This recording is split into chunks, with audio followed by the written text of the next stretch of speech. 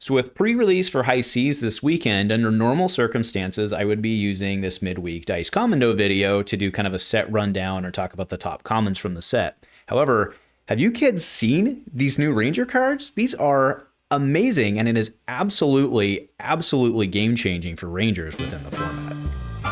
A huge shout out to our channel members for supporting what we do here. If you want to get involved with the channel and the Dice Commando community, please consider joining as a channel member. Remember, these videos are only possible with your support. You can show that support with a like, subscribe, and by leaving us a comment and sharing your feedback. Community first, and go Commando. Hey there, my flesh and blood commoner friends. Welcome to this week's Dice Commando video. We're talking all about Rangers and specifically some of the new cards out of High Seas, which I think are absolute bangers. Now, I do want to be clear. I will do the set review. It's coming, don't worry.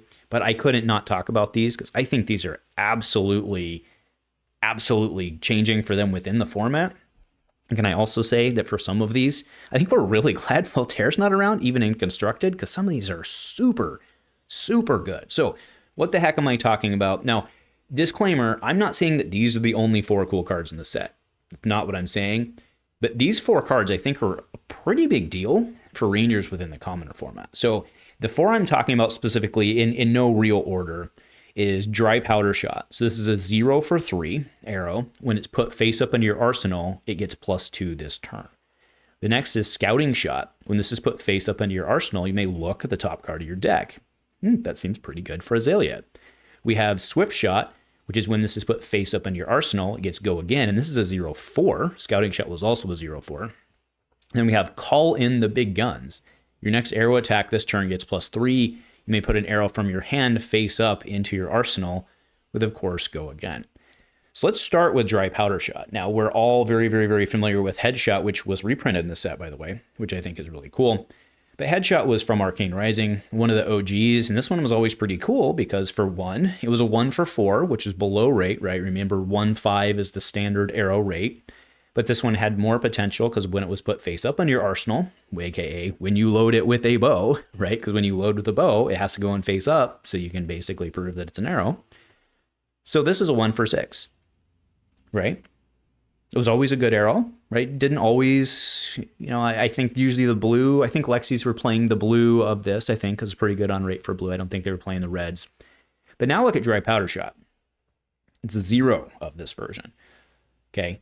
0 of this card, I should say. This seems really good to me. Because, there's Redliner builds, there's the new, I forget the name, but there's the new 0-drop bow. It does tap, but functionally it's, the new version of Redliner in a way, right? Redliner, I think you'd still play in Commoner, although I don't know that it makes a difference. I don't know that it really makes... Actually, Redliner does require it to be empty, but I don't think in Commoner that's going to matter, but there's probably an argument for either way. But this is a big deal, just comparing this to Headshot, which is a very good card within the Commoner format. But Dry Powder Shot, I believe, being a 0 is potentially very big. The next one I'm really excited about, and this is specifically, of course, for Azalea, is Scouting Shot. Now, she's had Ridge Rider Shot, again, since Arcane Rising. Ridge Rider Shot reminders when it's put into your arsenal face up, opt 1. Now, just to bring everybody up to speed so everyone's on the same page, when you do this with Death Dealer, the way Death Dealer works is you have to complete Death Dealer before you do the Ridge Rider effect. So you would load this with Death Dealer, then you would draw. And then when Ridge Rider is put in, then you do the opt, right? So Ridge Rider is very good. Now, these two are not exactly the same, and there is a difference because Ridge Rider still opts. So they're not, carbon copies of each other. But Scouting Shot also gives you a peek.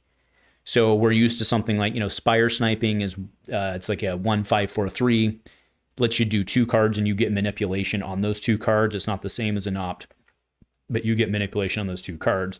But this one just gives you knowledge. I don't know why you wouldn't want to play this one with Azalea. I think you do. And can we be honest? This is pretty ridiculous art, but I kind of love it. Right? What's the name of the bird from Little Mermaid? That's what it looks like. He's just dive bombing you with an arrow. He's scouting you out, I guess. I don't know. But this is a really cool card as well. I think it has I know it has very real potential in Azalea. Now, this one I'm super excited about. call in the big guns. So we remember Take Aim. Take Aim is a rare, not legal in the commoner format. The next ranger attack action card you play this turn gains +3, and then it has reload. Okay, so remember, reload does require the arsenal to be empty. Again, from this standpoint, not super relevant in commoner, at least historically, right? In terms of like having to worry about the technicals of reload versus having extra arsenal slots and stuff is what I'm saying, right? Because reload requires your arsenal to be empty. So even if you had an extra slot, like in constructed formats with New Horizon, if you have an extra slot, you still can't reload, right? But calling the big guns just says you can put an arrow from your hand face up into your arsenal. Now, to be clear, reload does let you load any card and not an arrow. Calling the big guns is specifically limited to arrows. But this is a common against, so Take Aim we couldn't play before because it was a rare. Calling the big guns is a common, and it basically does, it's basically better. I mean, again, in terms of the multiple arsenal slots, which I acquiesce isn't super relevant in commoner, right? But like this is less rarity, and in most cases I think this is better. With, obviously Take Aim came out way before Tales of Aria did, so fair enough. But this is the new iteration. This is really good. Like really, really, really good, because you don't need to worry about loading. And if you get go again arrows, then something like that can happen. And speaking of go again arrows, it's almost like I did this intentionally. We now have Swift Shot. So this is your 0/4 when put face up gets go again. Okay, so Sick'em Shot has been, this was actually one of the OG Arc promos, kind of like the Ranger poster child from way back in the day. Sick'em Shot 1/4, so below rate, but you have the go again, so it's on rate. Now this is unconditional go again. So, you could like end your turn, put it in arsenal, fire it off, then load bow, right? We get it. But this didn't ever see a lot of play. And Swift Shot, though, I think does see a lot of play, because if you think about any ranger, I've been, to be clear, I've been pretty focused on Azalea in my conversation here, but we do have Lexi, right? Lexi has Shiver, which lets you actually give a +1. So this could come in for a 0. It'd be 0/5. I mean, yeah, you have to pay to load. I get it, right? But so, in most cases, what you're pitching, you probably don't care. You're probably looking for something a little better. But again, off of, Redliner or, whatever it may be, I even think maybe Riptide goes with this. Riptide's thing, again, can let you reload. I in a non-technical term, don't hate me. But he can do anything. And it is face down, actually, so that doesn't help here. But you could load it off of his bow if you needed to, right? You've got Ravenous Rabble, load an arrow, Ravenous Rabble, Riptide an arrow, and then you could actually like bow load an arrow. Pretty cool. And again, what we're seeing is really just, I think it's really cool because we're really expanding the card pool horizontally in a way where you have a lot of different options for what you want to do. And I think we're going to see a lot of these fundamental concepts, like, again, Sick'em Shot, which doesn't see a lot of play. I do think Swift Shot can see a lot of play. So that's pretty neat. So, functionally, obviously, we spent most of the time talking about, most of the time I was talking about through the lens of Azalea.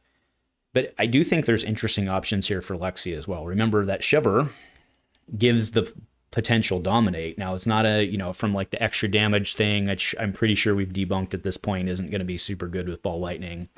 But if you're just trying to do a bunch of pumps, remember, Shiver dominates.